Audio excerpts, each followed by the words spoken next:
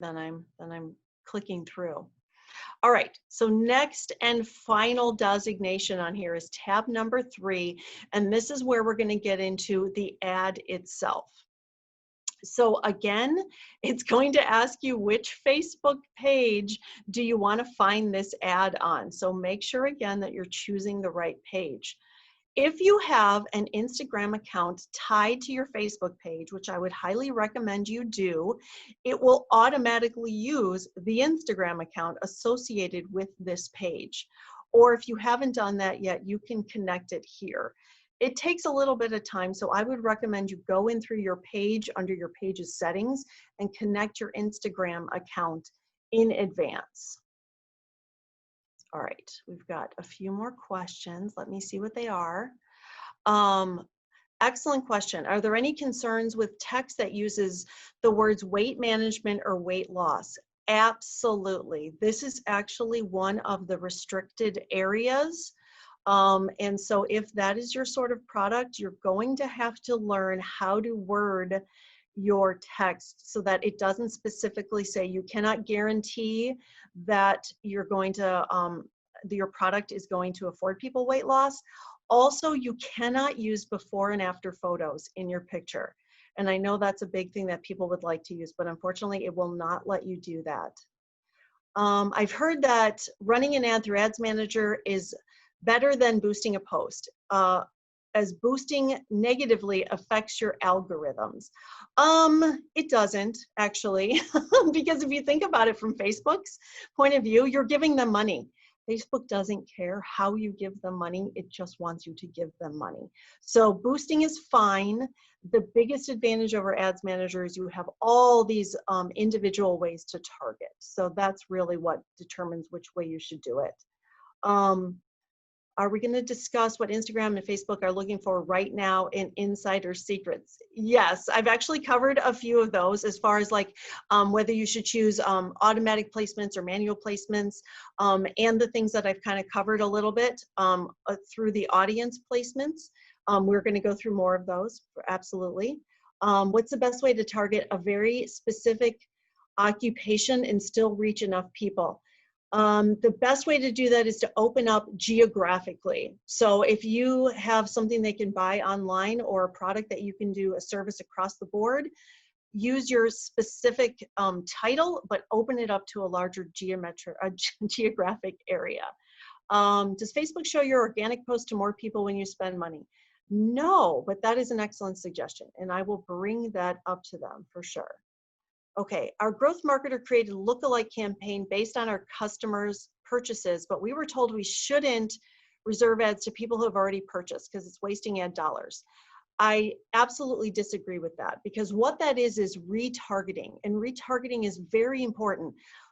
90% of people will not buy your product or service the first time they see it. It has to do again with that 8 to 12 touch points. They almost need to see something 8 times in order for them to purchase it. So if they've already purchased from you and you're showing them something new, even though they've already purchased from you, you have to remember it's something new. So the nice thing is they're going to trust you because they purchased from you, but they don't know this new product or service. So it's absolutely not a waste. Lookalike audiences are fantastic. So I would recommend that you definitely use them. All right, so that's all for now. All right, let's go on to, so we're going to create an ad right now with an existing post. So to do this, you're going to choose use existing post and how you would like to create your ad. So for your ad creative, once you choose existing post, next thing that's going to pop up, it's going to say, here are the ad creatives that you can choose from. And it's going to show you all of the posts that you've had underneath that page. So you can scroll down here and pick one of these. These little arrows are a reminder to you that if you were to try to choose these 2 ads, they are not going to run well on a paid campaign. And I will tell you the reason that most of that happens right now is because of a weird have for your graphic size. Your graphic should be 1200 pixels by 630 pixels. So write that down, 1200 by 630. If it's less than 1200 for your width, it doesn't run well. But sometimes Facebook doesn't tell you that. So if you create ads in that size, that is your most universal ad size. That will work on Facebook, both organically and in paid. It will work on LinkedIn. It will work on Twitter. So if you want an ad that you don't have to design in a bunch of different sizes, using 1200 by 630 is the best ad size that you can designate in. So I would recommend you choose something that doesn't have a little caution sign next to it. So you just click on it, and then it is going to drop that. Once you hit continue, it's going to drop that into your placements. So this is the next thing that it's going to tell you. So it's going to tell you, based on what you chose before, we think that we are going to put your ad in 12 different placements. So for feeds, that means it's probably going to show it on a Facebook feed and an Instagram feed. So a feed is when you're reading through different articles and different posts, the ad can show up in that feed. It can also show up as a story. Usually it will place your ad in stories. So for anyone who's looked at stories, where you open them up and you swipe to look at your next friend's story, sometimes you see one in there that's for a product or a service. Your ad could be placed there.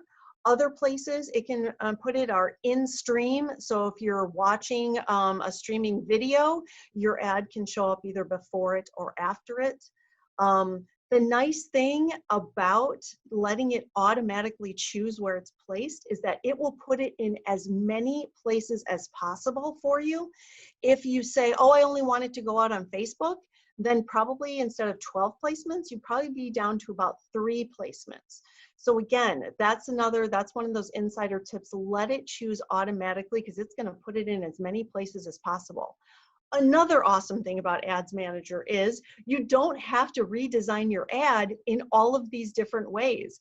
It does it automatically for you. So for example, what you're seeing right here is what your ad would look like if it went out on a mobile Facebook feed. It's shorter and everything is tinier. When you choose desktop, it adds a bunch more of your text in there. For stories, you can see it adds colors in them and it moves the text around so it appears correctly for stories. So this is a huge advantage of using the Ads Manager, is that it automatically reformats your ad so it looks right no matter where people are going to see it. And it's going to place it in as many placements as possible. And again, these are some other things. You can also get placed in search. So it can place you in a Google search or a Yahoo search. Your ad could show up in there. It can also show up inside articles on other platforms. If people are reading, like for example, an article under the Wall Street Journal, if you read a lot of news stories, you'll see in between the article, sometimes at the end, you see different placements of sponsored ads, and yours could show up there as well. You can also expand all of these. So if you want to see how it's going to look, you can click on it and it will change the photo so you can see how it'll look. And if you're really picky and you open it and you say, well, I don't really want it to look like that when it shows up on a story, you can actually edit per placement if you choose. I would say it's not worth your time to do that. The Ads Manager knows what it should look like. Let it do its thing. Let it run. So this is a huge thing. Do not hit publish until you are ready to go live.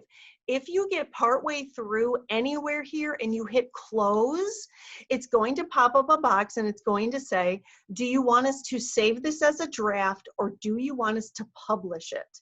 Saving it as a draft until you're finished is the way to go, because once you publish it, and then if you go back, then it goes into review to be approved. So let's say you published it, it went into review and you got lucky and it started running an hour later. If you go back in and you're like, shoot, I should have reviewed this, I forgot to change this. You go in and make a change, it goes back into review. It takes it out of being published again. And it sometimes is hard to get it to publish. Sometimes it takes a long time.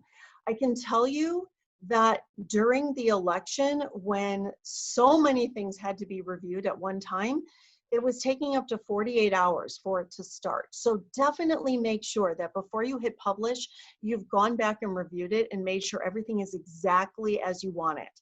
And this is also nice if you want to get a bunch of things loaded in, but you're not ready to publish things or you're not ready to schedule it, go ahead and put them in, hit close, save them as a draft. You can go in and out of those as many times as you want and make changes up until the time you publish it. So that is also important to know. Oh my goodness, we're running out of time. Oh yes, and it can take up to 5 days, just so you know. If it's still sitting there in 4 days, it's probably nothing was wrong with the ad.